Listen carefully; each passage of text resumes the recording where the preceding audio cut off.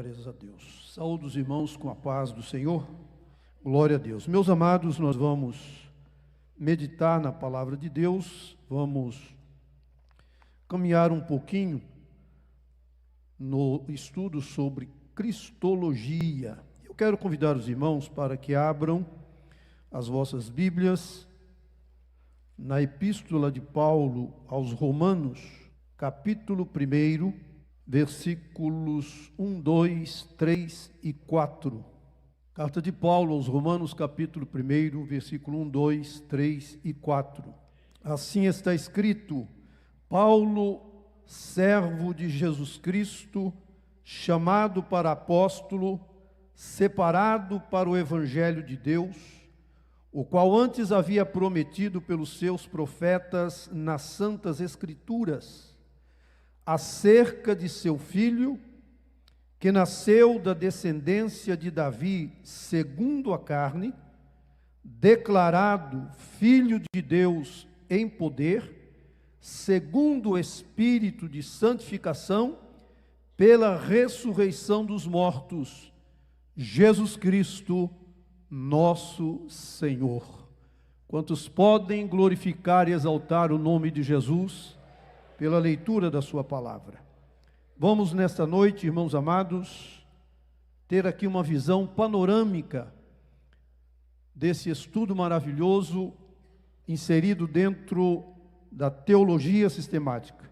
Cristologia. O que é cristologia? A cristologia é o ramo da teologia cristã que se dedica ao estudo sistemático da pessoa, da natureza, da obra e do papel do Senhor Jesus Cristo dentro da fé cristã. O que este estudo abrange? Abrange desde a compreensão de quem Jesus é, sua plena divindade, sua plena humanidade, até o impacto da sua vida, da sua morte, da sua ressurreição e da sua ascensão aos céus. Qual é a importância do estudo da cristologia? A importância da cristologia na teologia cristã não pode ser subestimada. E eu quero glorificar a Deus, porque dentro deste evento foi incluído o estudo a respeito da pessoa de Jesus. Esse estudo não pode ser subestimado. Primeiro, Jesus Cristo é o cerne da nossa fé. Ele é o objeto da nossa adoração. Jesus Cristo é o modelo supremo de vida cristã. Jesus Cristo é a fonte da nossa salvação. Glória seja dada ao nome do Senhor. Portanto, meus prezados e queridos irmãos, compreender quem Jesus é, compreender o que Jesus fez, é essencial para termos uma fé autêntica, para termos uma fé sólida. Além disso tudo que nós acabamos de afirmar para os irmãos, a cristologia nos ajuda a interpretar as Escrituras de maneira mais profunda, especialmente os relatos sobre a vida, ensinamentos, morte e ressurreição de nosso Senhor e Salvador Jesus Cristo. O estudo da cristologia nos oferece uma lente através da qual podemos entender o significado teológico desses eventos, enriquecendo nossa leitura e o estudo bíblico. A compreensão da pessoa e obra de Jesus também molda a identidade da igreja e sua missão aqui neste mundo. A cristologia fornece uma base firme para a proclamação do Evangelho. Ela fornece também a prática da adoração e o serviço ao próximo. A cristologia está intrinsecamente ligada à doutrina da Trindade, explorando a relação entre o Pai, entre o Filho e o Espírito Santo, especialmente no que diz respeito à encarnação do Filho. Bendito seja o nome do Senhor. O que é que nós esperamos ao final desse estudo panorâmico? Esperamos que os irmãos se sintam mais próximos da pessoa do Senhor Jesus Cristo. Nós esperamos que os irmãos se sintam mais enriquecidos em sua jornada de fé. A minha oração e o desejo do meu coração é que este estudo sobre cristologia nos inspire a adorar a Jesus com maior fervor, a segui-lo com maior dedicação e a servi-lo com maior paixão. Quantos podem glorificar o nome do Senhor? Vamos desdobrar alguns pontos. A natureza de Jesus Cristo. Vamos falar também sobre as obras e papéis de Jesus Cristo e implicações da cristologia para a vida cristã. No primeiro ponto, a natureza de Jesus Cristo, vamos ver Jesus como Deus.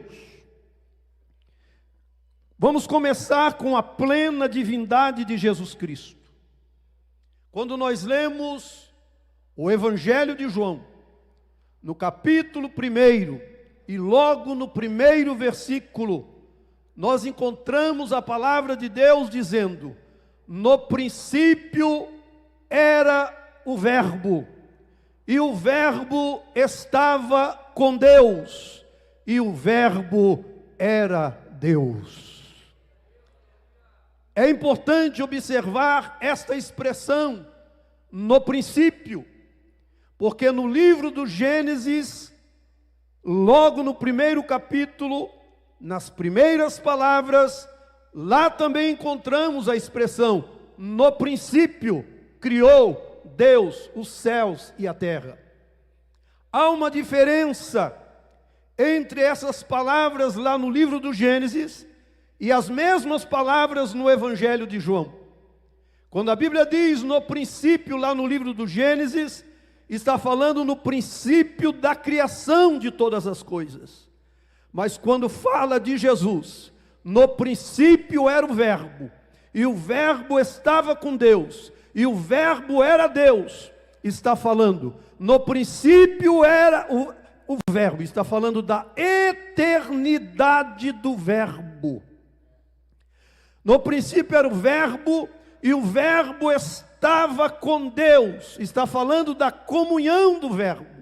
E está falando, e o Verbo era Deus, está falando da divindade do Verbo. E no versículo 2, nós encontramos, ele estava no princípio com Deus. Quantos podem glorificar o nome do Senhor? Esse versículo, portanto, irmãos, entre muitos outros, mostra que Jesus, de fato, é Deus manifestado em carne. E quando nós lemos a palavra de Deus, estudando sobre a pessoa do Senhor Jesus, nós podemos observar que ele é identificado com vários títulos divinos que confirmam a sua natureza divina.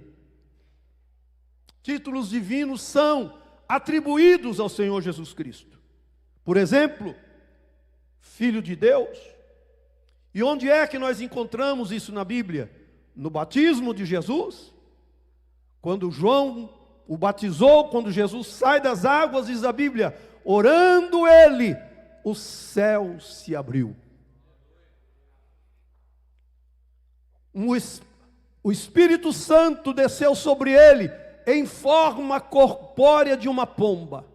E ouviu-se uma voz do céu que dizia: este é o meu filho amado, em quem me comprazo.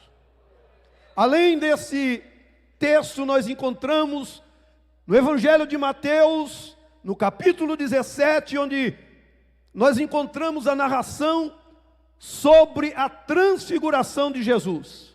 Lá também nós encontramos a mesma expressão, Deus falando: este é o meu filho amado, em quem me comprazo. Então Jesus é o Filho de Deus. A Bíblia diz que Jesus é Senhor. Quando Tomé, depois de 8 dias da primeira aparição de Jesus após a sua ressurreição, quando ele vê Jesus, quando ele toca no lado de Jesus, quando ele vê as feridas de Jesus, Tomé diz: Senhor meu e Deus meu. Bendito seja o nome do Senhor. Jesus é o Messias, é o ungido de Deus, enviado para cumprir as profecias do Antigo Testamento. Especialmente Isaías capítulo 7, versículo 14.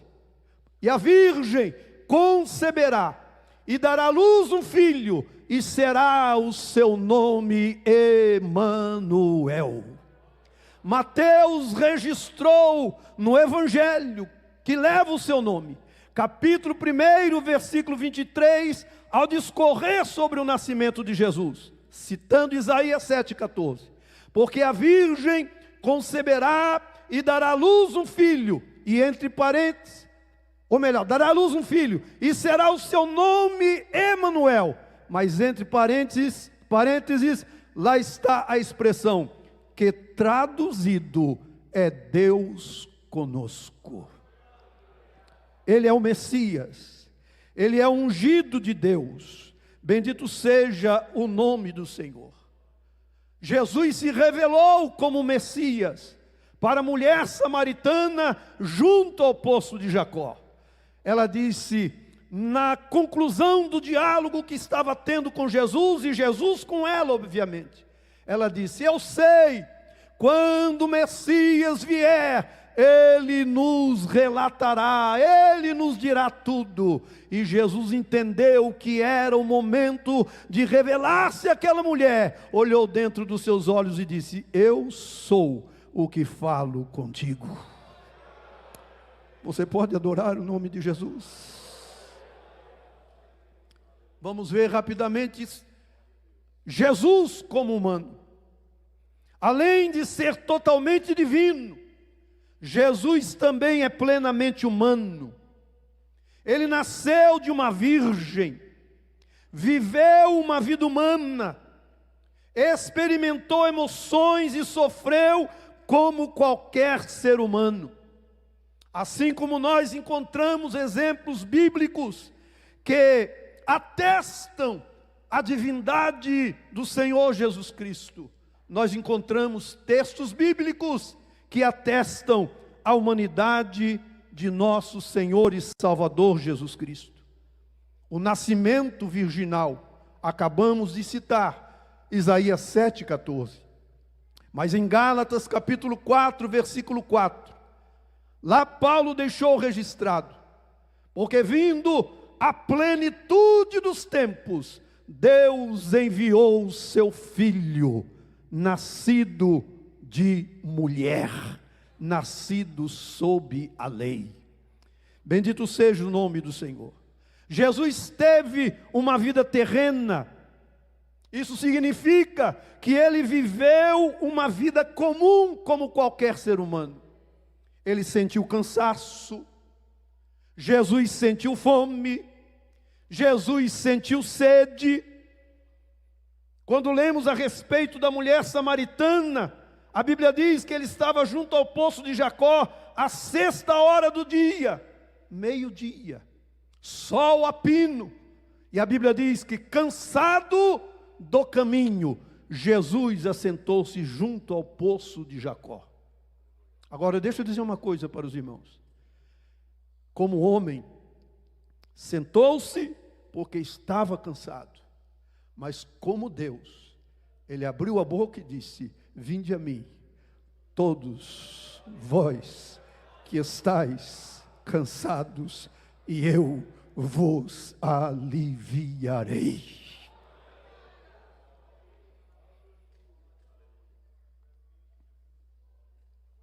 Jesus chorou como homem. Jesus chorou pela morte de Lázaro. Jesus demonstrou compaixão pelas multidões. Jesus, lá no Getsêmani, ele sentiu a agonia, a tristeza, a angústia da alma, ao ponto de dizer: a minha alma está angustiada até a morte. Ele experimentou sofrimento e morte. Jesus sofreu torturas cruéis. Jesus foi crucificado. A morte de Jesus foi dolorosa. A morte de Jesus foi humilhante. Sua humanidade é evidente na maneira como ele enfrentou o sofrimento físico e a morte de cruz. E compreender, irmãos amados, essas duas naturezas de Jesus, a natureza divina e a natureza humana, é fundamental para a nossa fé. É de suma importância. Obviamente que essa dupla natureza do Senhor Jesus Cristo é um mistério profundo, mas é um mistério que enriquece a nossa compreensão de quem Ele é e o que Ele fez para salvar a minha alma e a sua alma. Ao reconhecermos a divindade de Jesus e a sua humanidade, somos levados a uma adoração mais profunda. Glória a Deus. Somos levados a uma apreciação maior do sacrifício que Ele fez por nossa salvação. E aí nós podemos adorar com maior liberdade, entendendo que Ele é Deus e que aqui na terra Ele foi 100% homem e 100% Deus. E agora no céu, pastor, nele habita corporalmente toda a divindade. Quantos podem glorificar o nome do Senhor? E lá no céu, pastor, porque há um só mediador entre Deus e os homens. Quem é Ele? Jesus Cristo, homem. As marcas da cruz estão lá em suas mãos. Quantos podem glorificar o nome de Jesus? Nós não temos mediadora no céu. Pastor Sérgio, nós não temos mediadora no céu. Nós temos um mediador entre Deus e os homens, Jesus Cristo, homem. Você pode exaltar o nome de Jesus? Você pode glorificar o nome de Jesus? Segundo ponto, as obras e papéis do Senhor Jesus Cristo. A sua encarnação, Deus se tornando humano. No estudo da cristologia, a encarnação é o evento central onde Deus se tornou humano na pessoa de Jesus Cristo. Esse mistério fundamental é destacado no prólogo do Evangelho de João. Vou repetir. No princípio era o Verbo, e o Verbo estava com Deus, e o Verbo era Deus. Ele estava no princípio com Deus. Todas as coisas foram feitas por Ele, e sem Ele nada do que foi feito se fez. Nele estava a vida, e a vida era a luz dos homens. Versículo 10: estava no mundo, e o mundo foi feito por ele, e o mundo não o conheceu. Versículo 11: veio para o que era seu, e os seus não o receberam. Versículo 12: mas a todos,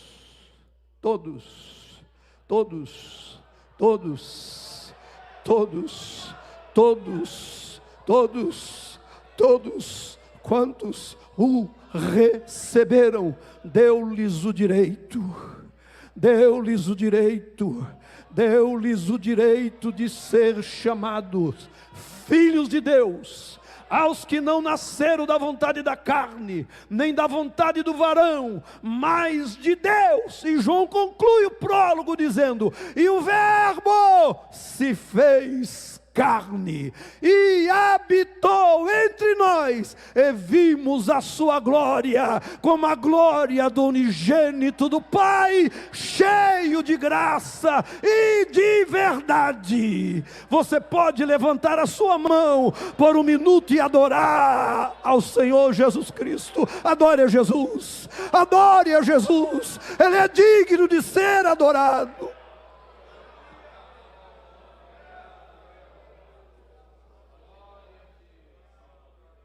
Aleluia. Ministério terreno, nós encontramos ensinos, milagres e o exemplo de vida do Senhor Jesus. Durante seu ministério terreno, Jesus realizou numerosos milagres que demonstraram seu poder divino e serviram como sinais do reino de Deus. Nós não vamos ler e nem citar, porque o tempo não nos permite. Estamos numa escola bíblica, e se os irmãos me permitem, eu vou deixar como tarefa Isaías capítulo 35. Lá você vai encontrar o que nós acabamos de afirmar. A realização de numerosos milagres, demonstrando seu poder divino, que serviram como sinais do reino de Deus. Ele curou enfermos, cegos, surdos, mudos, paralíticos, leprosos. Quantos podem glorificar o seu nome? Ele expulsou demônios, ele até ressuscitou mortos, como o caso de Lázaro, que já estava sepultado há 4 dias.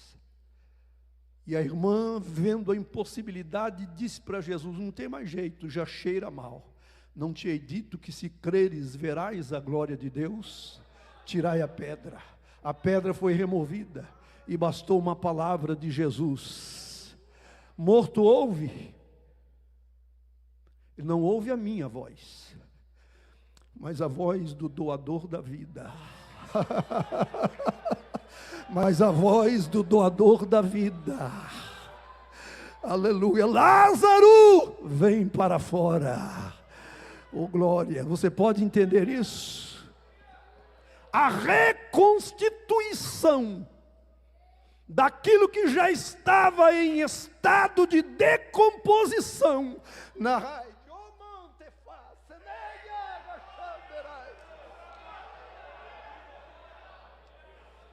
com a palavra de Jesus, se reconstituiu como num passe de mágica, e Lázaro sai para fora. Adore a Jesus.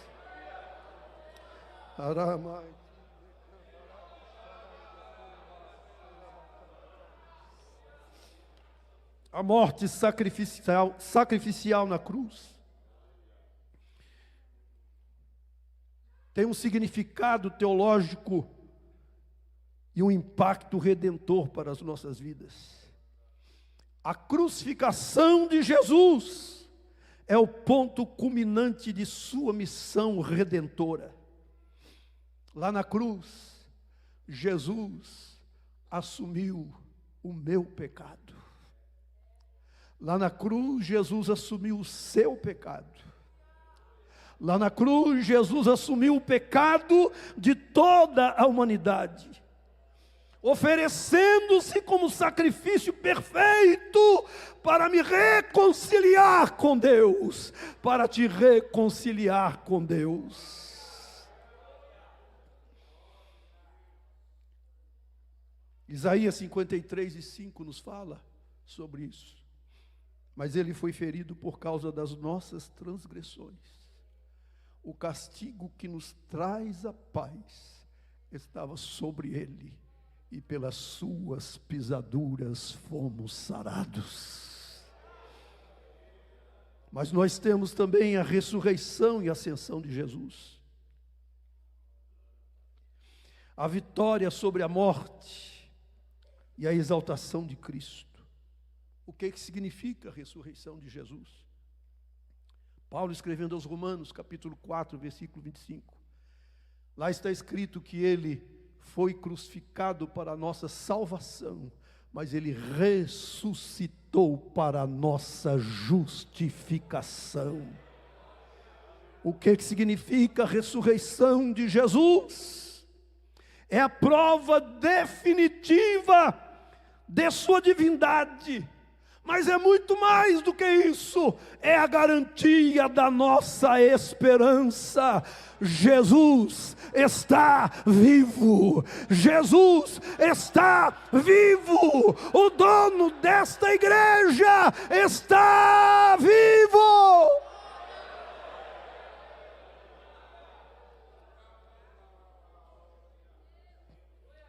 Ele venceu a morte, aleluia.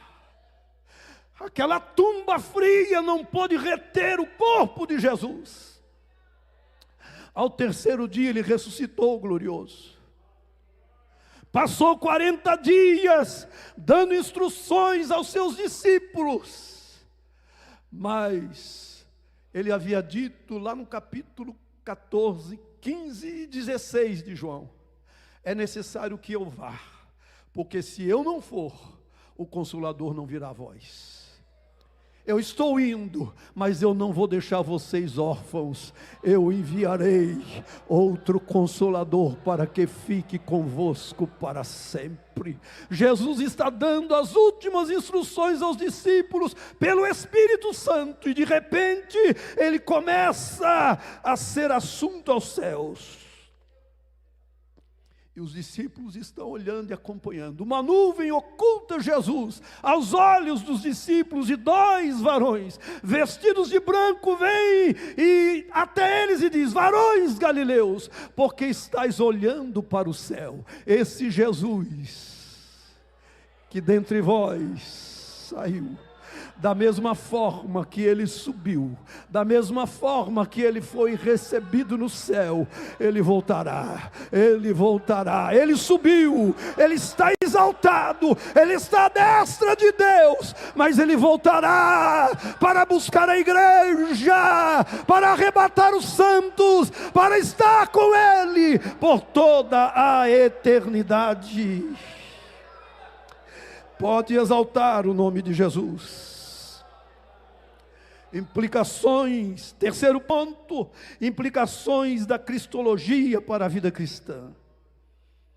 A cristologia estabelece Jesus como centro da nossa fé. Isso é essencial para a nossa adoração. Jesus é o exemplo, é modelo de vida. Compreender a pessoa e obra do Senhor Jesus é fundamental para uma fé autêntica e coerente. Ele é o objeto central da nossa adoração e o exemplo supremo a ser seguido, refletindo a profundidade da nossa devoção e o objetivo da nossa prática cristã. O que implica estudar cristologia? A interpretação das Escrituras. A cristologia oferece uma chave interpretativa crucial para o Novo Testamento. Ao estudar a vida, os ensinamentos, a morte e a ressurreição de Jesus, os crentes em Cristo conseguem entender o significado teológico desses eventos, revelando a profundidade da mensagem bíblica e sua aplicação prática na vida cristã. O estudo da cristologia também apresenta-nos a identidade e missão da igreja. A compreensão de Jesus Cristo molda a identidade da igreja e sua missão no mundo. A cristologia fornece a base para a proclamação do Evangelho, a prática da adoração e o serviço ao próximo. Através da pessoa e obra de Jesus, a igreja encontra a sua razão de ser, encontra o seu propósito missionário, alinhado com suas ações, com a vontade divina. E deixe-me dizer uma coisa para os irmãos: eu glorifico o nome de Jesus, porque eu tenho acompanhado o trabalho desta igreja, o trabalho missionário, o trabalho de discipulado que é referência em todo o Brasil. E os irmãos fazem isso por quê? Porque os irmãos aprenderam a amar ao Senhor Jesus Cristo, o Filho de Deus. A cristologia nos leva a uma compreensão melhor da Trindade Santa. Ela está ligada intrinsecamente à doutrina da Trindade. Essa doutrina explora a relação entre o Pai, o Filho e o Espírito Santo, especialmente no contexto da obra redentora de Cristo. A cristologia, o estudo da cristologia, desta doutrina, mostra-nos que nós devemos ter uma vida de devoção e de serviço. Por quê? Porque ela inspira a adoração. Eu já pude perceber que enquanto eu estou falando de Jesus, essa igreja está adorando. Porque não tem coisa melhor do que falar sobre Jesus. Porque é o nome doce, é o nome maravilhoso, é o nome que enche o céu e enche a terra. É o nome que faz tremer o inferno. Aleluia. É o nome É o nome que enche a nossa alma de gozo, é o nome que enche a nossa alma de paz, é o nome que salva, é o nome que cura, é o nome que liberta, aleluia! É o nome que ajuda, é o nome que abençoa, o nome de Jesus.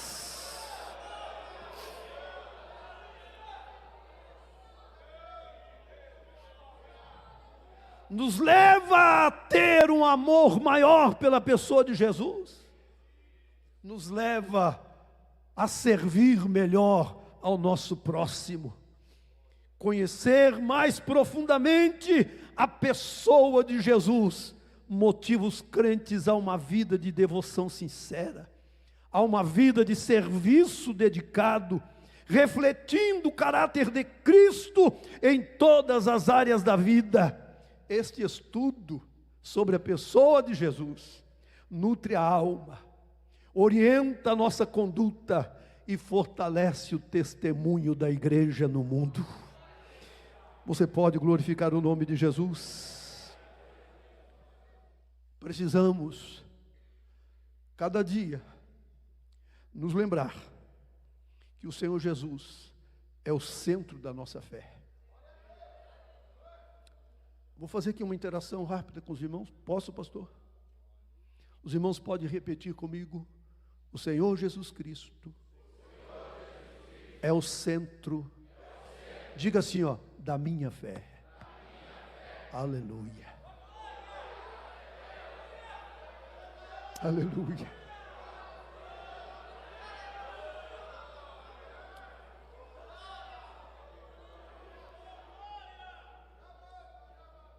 Diga assim: Jesus Cristo é o objeto da minha adoração. Diga assim: Jesus Cristo é o exemplo supremo para a minha vida cristã. Que a minha, que a sua, que a nossa adoração reflita essa verdade, colocando Jesus no lugar mais alto em que Ele possa estar.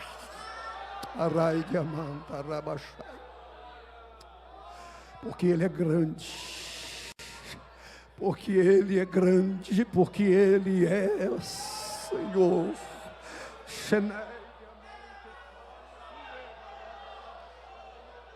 A Ele glória, a Ele honra, a Ele louvor, a Ele adoração, para todos sempre.